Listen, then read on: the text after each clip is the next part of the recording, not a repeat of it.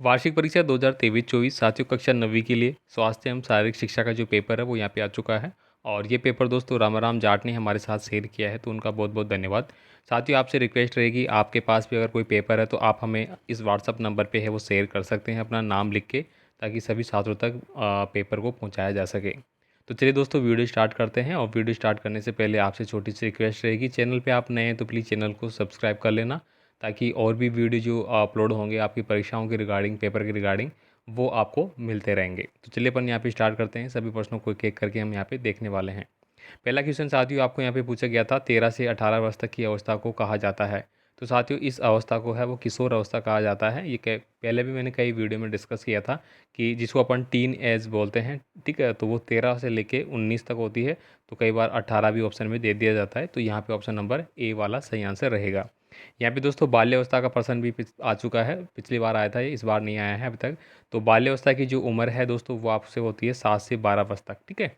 Next देखिए यहाँ पे स्वस्थ शरीर में स्वस्थ आत्मा निवास करती है, किसने कहा था।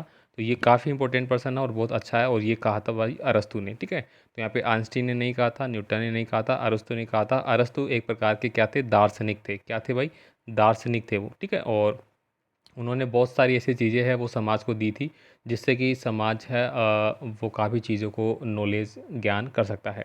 आगे देखिए यहाँ पे स्कर्वी रोग किस विटामिन की कमी से होता है। ये प्रश्न बार बार रिपीट हो रहा है। तो स्कर्वी रोग साथियों वो विटामिन सी की कमी से होता है। विटामिन ए की कमी से होने वाला रोग भी आ चुका है, जिसको अपन रतौंधी रोग कहते हैं।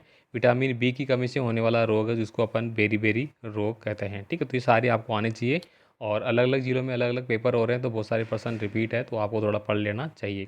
साथियों आपसे रिक्वेस्ट करूंगा, अगर आपको किसी भी पेपर की पीडीएफ फाइल चाहिए तो आपको हमारे ऐप पे मिल जाएगी। ऐप का जो लिंक है वो डिस्क्रिप्शन बॉक्स में दिया गया है, या फिर आप प्ले स्टोर पे एजुकेशन लाइन सर्च कर लेना। जो वीडियो जो यूट्यूब का लोगो है सेम लोगो आपको वहाँ पे मिल जाएगा। यहाँ पे देखिए अगला जो पूछा गया है, कृत्रिम श्वास की विधियाँ कौन सी होती है।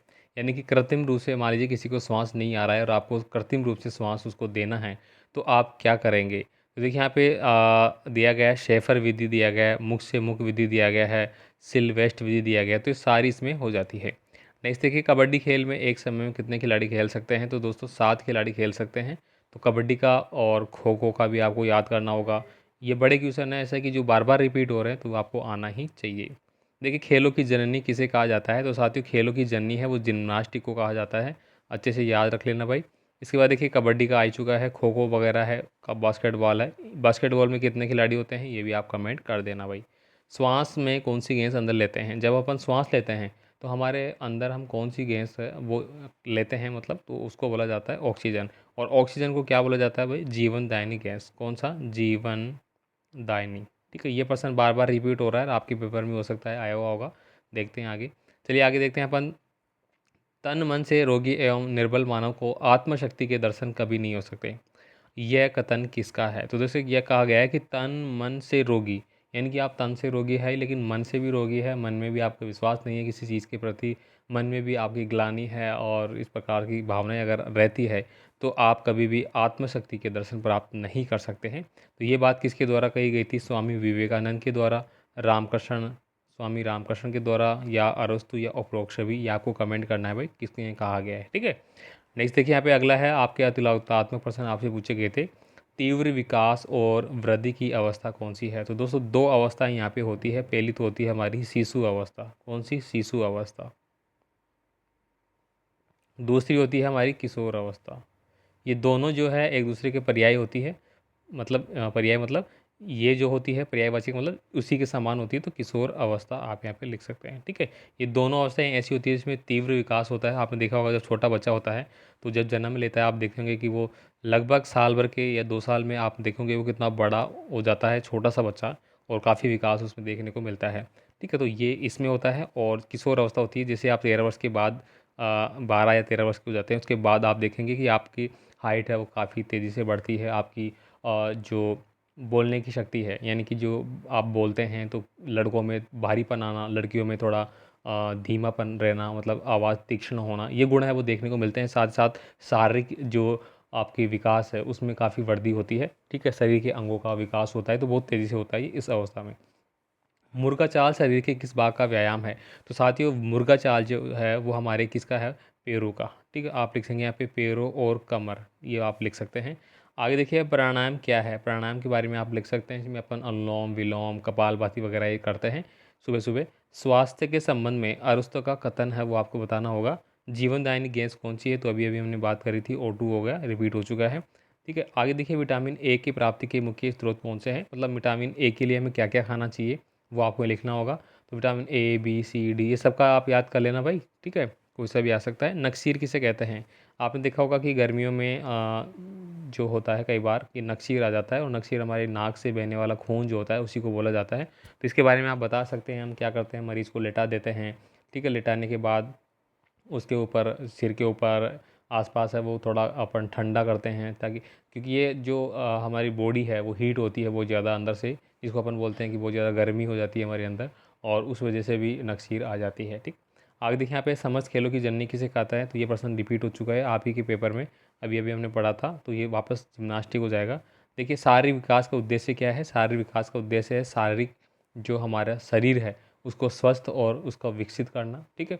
बाकी आप विस्तार से लिखेंगे। किशोर अवस्था की विशेषताएं बताई, तो अभी अभी मैंने बात करी थी, किशोर अवस्था के अंदर जो है अलग अलग प्रकार के विकास होते हैं, हार्मोन्स हमारे जो है वो डेवलप होते हैं, और जैसे कि मैंने बात की पुरुषों में लंबाई का बढ़ना और आवाज़ का भारीपन होना, मांसपेशियों का विकास होना, ऐसे ही स्त्रियों में भी होता है, और जो जननांग है उनका विकास होना, ये सारी सामान्य चीज़ें देखने को मिलती है।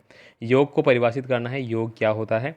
देखिए स्वास्थ्य का मानव जीवन में क्या महत्व है, तो स्वास्थ्य का दोस्तों हमने पढ़ा है कि जो पहला सुख है वो निरोगी काया होती है, तो यानी कि अगर हमारा स्वास्थ्य ठीक रहेगा तो हम किसी भी चीज़ को प्राप्त करने के लिए अपन अच्छे से मेहनत कर सकते हैं।